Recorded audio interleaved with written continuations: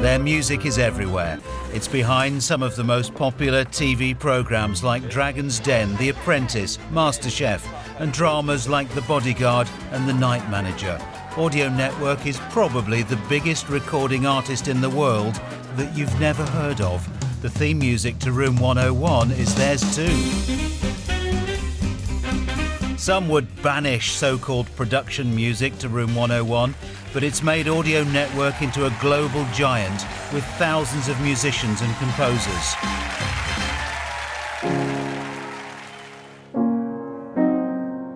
One of their composers is Norfolk-based Patrick Hawes. They've asked him to compose some royal-sounding music. When it's finished, it will be recorded by the Royal Philharmonic Orchestra in the world-famous Abbey Road studios.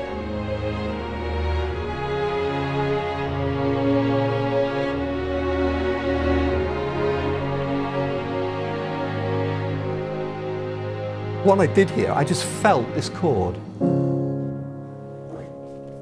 Now that's royal, it's noble and majestic in a quiet way.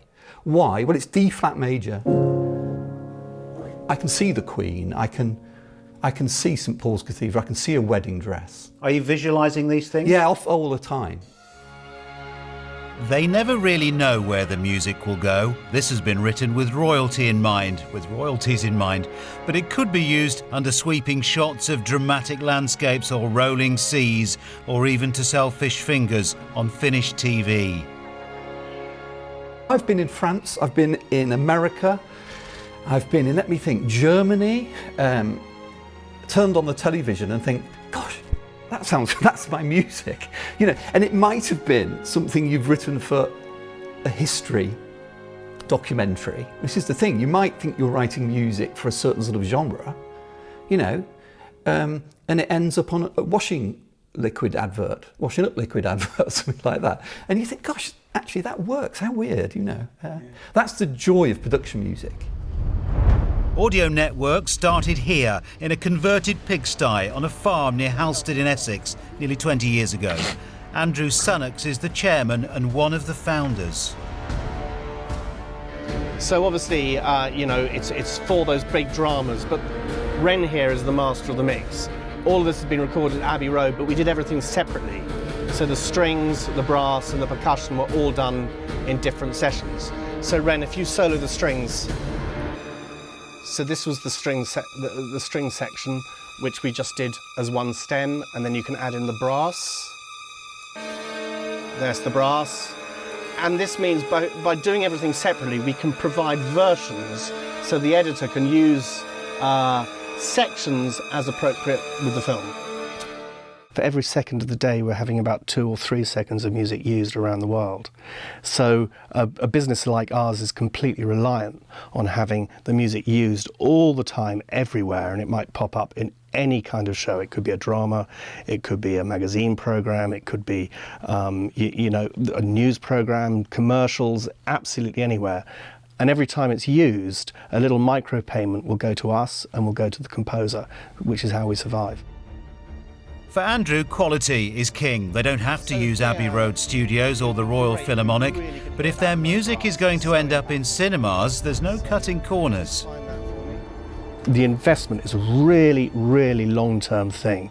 And, you know, the music we're doing today, or we're doing with Patrick, I would expect that music still to be used in 20 to 30 years' time, because it's done at Abbey Road with the Royal Philharmonic Orchestra, mixed in the best way that it possibly can be. And that protects it, if you like, for the long term. It isn't just classical work, it's every genre, from hip-hop to Scandi-pop, Chinese, Japanese, Middle East, using local musicians and authentic instruments.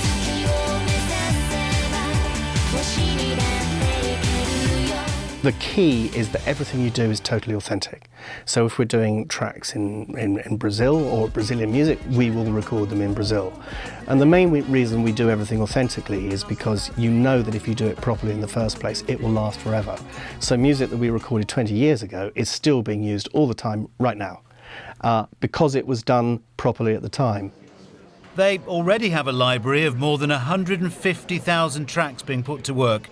The music is still mixed on the farm, but the firm is based in London, one of 9 offices around the world.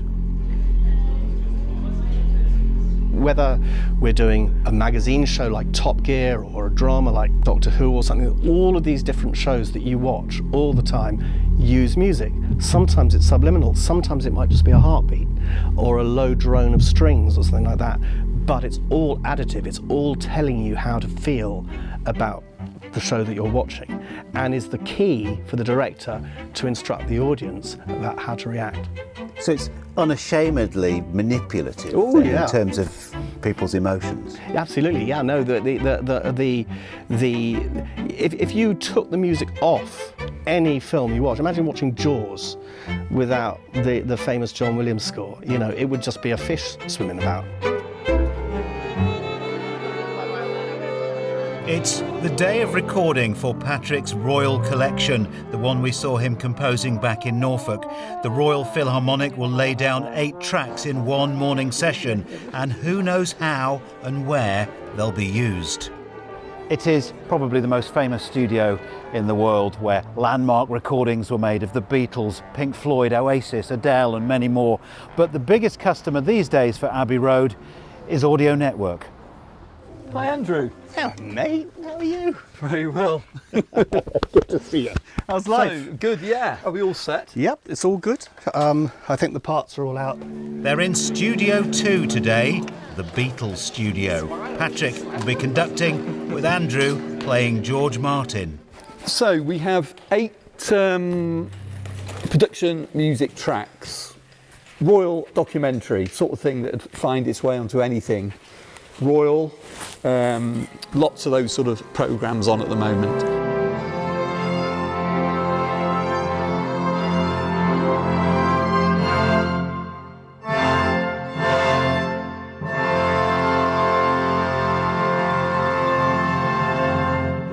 Great read, everybody. The notes were all, well, most of them were perfect, but we need to work a little bit on the balance. So the first thing is, I think the arpeggios need to come down right the way through, really.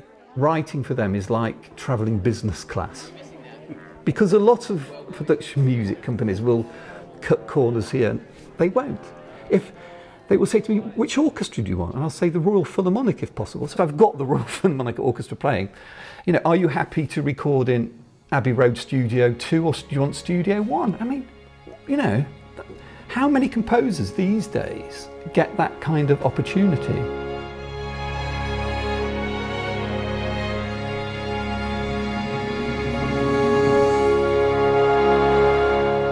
Somebody once described us as the most famous company you've never heard of, because people hear the music every single day, but of course, why would they know how it's done? Why would they know that it's recorded with these people in this kind of place?